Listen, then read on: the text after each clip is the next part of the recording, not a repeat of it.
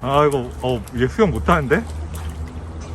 방수시계를 만드는 기본 원리는 간단합니다. 물이 들어올 수 있는 모든 틈을 차단하는 겁니다. 하지만 이 원리를 실제로 구현하는 일은 그렇게 간단하지만은 않습니다. 모든 시계에는 시간을 맞출 때마다 수시로 열고 닫아야 하는 정말 차단하기 힘든 틈이 있기 때문입니다. 바로 크라운과 연결된 와인딩 스템이 들어가는 구멍입니다. 이 구멍을 차단하기 위해서 대개 방수 성능이 높은 현대 시계들은 스크루다운 크라운이라는 시스템을 채택하고 있습니다. 시계에 동력을 줘야 할 때나 날짜랑 시간을 조정할 때만 크라운을 풀어서 사용하고 평소에는 잠궈두어서 시계에 물이 들어가는 걸 막는 시스템입니다. 스크루다운 크라운은 마치 병뚜껑을 여닫는 것처럼 사용법이 직관적이기도 하고요. 크라운을 뚜껑처럼 잠글 수 있다는 점에서 심리적인 안정감을 사용자에게 주는 면도 있습니다. 이 때문에 오늘날 고성능 방수시계의 표준이라고 할 정도로 널리 쓰이는 시스템입니다. 하지만 이게 방수를 절대적으로 보장하는 만능마개가 될 수는 없습니다. 많은 분들께서 크라운 자체가 일종의 병마개처럼 작동하는 거라고 생각하시지만은 구조가 비슷하면서도 약간은 다릅니다. 많은 분들께서 생각하시는 것보다는 좀 더 복잡한 구조를 갖고 있습니다. 게다가 열고 잠그는 방식이어서 더 안전한 점도 있지만은 이 방식 자체에서 오는 고유한 문제점들도 있습니다.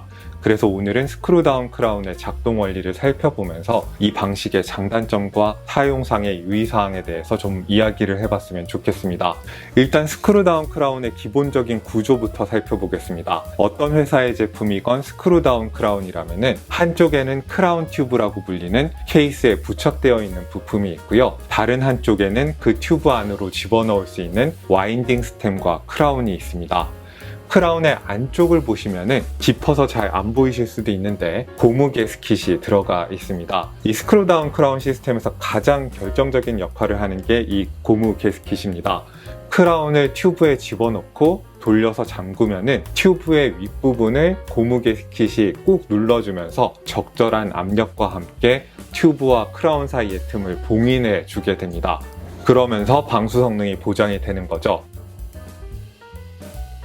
오늘 시범조교 역할을 하고 있는 베루트치 필드 시계 같은 경우에는 크라운에 있는 이 고무 게스킷 이외에도 추가적인 안전장치가 3중으로 설치되어 있습니다. 롤렉스의 트리플 락 시스템이랑 상당히 비슷한데요. 우선 튜브의 바깥에도 고무 게스킷이 설치되어 있는 걸 볼 수 있습니다. 이건 크라운을 잠근 상태에서 튜브와 크라운 사이에 있을 수 있는 미세한 틈 사이로 파고들 수 있는 물을 차단하도록 하는 1차 안전장치라고 볼 수 있고요. 그리고 혹시라도 크라운을 잠그지 않은 상태에서도 물이 들어가는 불상사가 일어날 수 있으니까 튜브 안에다가도 고무 오링을 2중으로 설치해 놨습니다.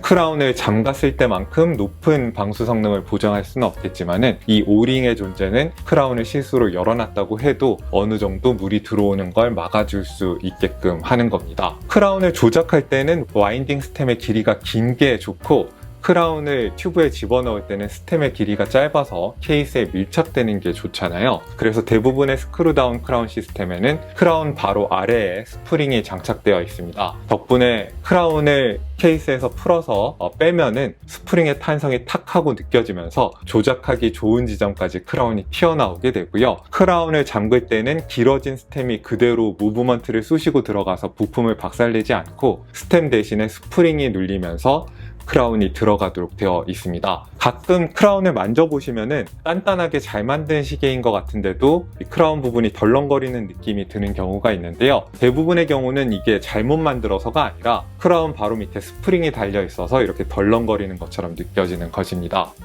자, 이게 대충 살펴본 스크루다운 크라운의 구조인데 구조를 보시면 아시겠지만은 스크루다운 크라운의 방수에서 결정적인 역할을 하는 건 틈새 곳곳을 막아주는 고무 게스킷과 오링들입니다. 그리고 이 게스킷과 오링들은 스크루다운 크라운이 아닐 때도 일반 푸시앤풀 크라운일 때도 넣을 수 있는 것들이라서 이 시스템만의 장점이라고 하기는 힘듭니다. 그렇다면 스크루다운 크라운의 상대적인 장점이 뭔지 궁금하실 텐데요. 가장 큰 장점이라면은 스크루다운 크라운은 크라운의 위치를 가장 안전한 곳에 고정해 줄 수 있기 때문에 갑작스러운 물살의 변화가 있다든지 강한 수압이 있다든지 격렬한 몸에 움직임이 있어도 크라운 쪽에 예기치 못한 충격이 가해져도 크라운의 틈이 벌어지거나 열릴 일이 없다는 것이 가장 큰 장점이 되겠습니다. 시계에 부담을 많이 주는 전문가용 잠수 시계에서 스크루다운 크라운이 선호되는 이유가 여기에 있습니다. 두 번째 장점이라면은 크라운을 잠그면서 크라운 밑에 설치된 고무 게스킷이 튜브를 살짝 눌러주기 때문에 이 부분에서 좀 더 봉인을 강하게 하는 효과를 기대할 수 있다는 점입니다.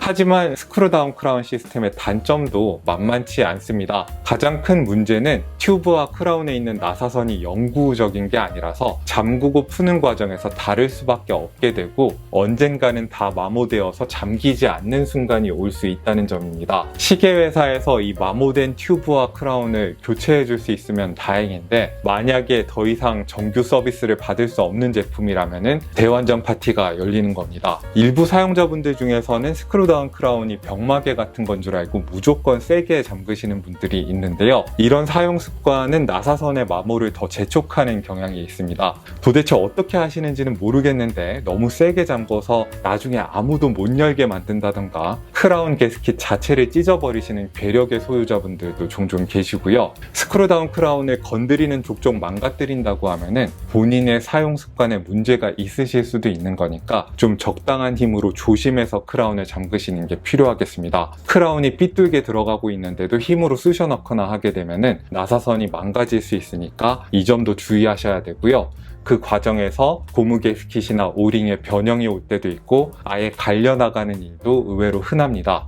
그러니까 크라운 나사를 돌리시다가 생각보다 저항이 많이 느껴진다면 무조건 멈추고 풀었다가 다시 시도를 하셔야 됩니다. 사용자분들이 스크루다운 크라운을 과신하시는 경향이 있다는 데서 오는 문제도 있습니다. 그저 크라운을 잠그면 되는 줄 알고 오래된 시계의 게스킷이나 오링이 멀쩡한지 점검을 잘 안 해보시는 경향이 있다는 게 큰 문제인데요. 그래서 침수 사고가 나는 일도 많습니다. 저는 아무리 믿을만한 브랜드여도 사용 이력을 알 수 없는 중고시계라면은 스크루다운 크라운이 제대로 작동할 거라고 기대하지 않습니다. 실제로 분해해보면은 오링이나 게스킷 자체가 분실된 경우도 많거든요. 좀 오래된 시계라면은 스크루다운 크라운 시스템이어도 물에 들어가기 전에 부품들이 제자리에 있는지 상태는 괜찮은지 꼭 점검을 받아보시는 게 좋습니다. 스크루다운 크라운이 일으키는 문제들에 질려버린 시계 제조사들도 많습니다. 그래서 어떤 제조사들은 스크루다운 크라운보다 일반적인 푸시앤풀 크라운에 2중, 3중의 고무 게스킷을 다는 게 낫다고 주장하기도 합니다. 실제로 노모스나 포맥스, 포티스 같은 회사들은 200m 방수 성능이 넘어가는 시계인데도 스크루다운 크라운을 달지 않을 때가 있습니다. 물론 스크루다운 크라운이 아닐 때는 크라운을 조작할 때마다 게스킷이나 오링이 미묘하게 마모되고 방수 성능이 약화되는 게 아닌가 하는 의심이 있는데요. 이 회사들은 적절한 윤활과 주기적인 점검으로 이 문제를 충분히 극복할 수 있다고 반박합니다.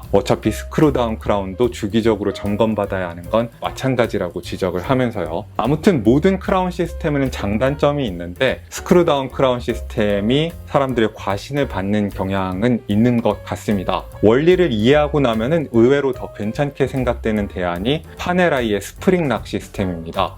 크라운 가드에 묵직한 레버가 달려 있어서 이 레버를 닫으면은 크라운이 눌리고 크라운 밑에 있는 게스킷이 튜브를 눌러주는 시스템인데요. 마모될 수 있는 나사선을 이용하지 않으면서도 게스킷에 적절한 압력을 가할 수 있는 방법이어서 아주 좋은 시스템이라고 할 수 있습니다. 게다가 밖에서 봤을 때 기능적으로 크라운이 열렸는지 잠겼는지를 확실하게 볼 수 있다는 점도 안전성 측면에서 스크루다운 크라운이나 푸시앤풀 시스템이랑 비교해서 더 좋은 면이 있습니다. 물론 단점은 심미적인 측면에 있는데요. 생긴 게 너무 파네라이에 특유한 것이긴 합니다. 다른 시계의 이 크라운 락 시스템을 달면은 파네라이를 따라했다는 이야기가 나올 수밖에 없겠죠. 그리고 크라운을 조작할 때 너무 크라운 가드가 크기 때문에 시원하게 조작하는 맛이 없기는 합니다.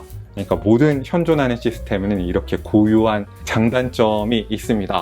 스크루다운 크라운을 사용하실 때는 이 나사선이 고장이 잘 나니까 제발 너무 세게 돌리지 마시고 아껴서 넣었다 뺐다를 하시고, 그리고 주기적으로 정기적으로 물에 자주 들어가시는 분들은 고무링이나 게스킷 같은 것들이 정상적인 상태인지를 점검을 받으실 필요가 있다는 것 기억하시면 좋을 것 같습니다. 또 궁금한 시계 상식과 관련된 내용이 있다면 댓글로 문의를 해주시기 바라고요. 여기는 생활인의 시계 채널, 전 호스트 김생활이었습니다. 오늘도 여러분들께 유용한 정보가 됐기를 바라고요. 다음 시간에 또 찾아뵙도록 하겠습니다. 안녕히 계십시오.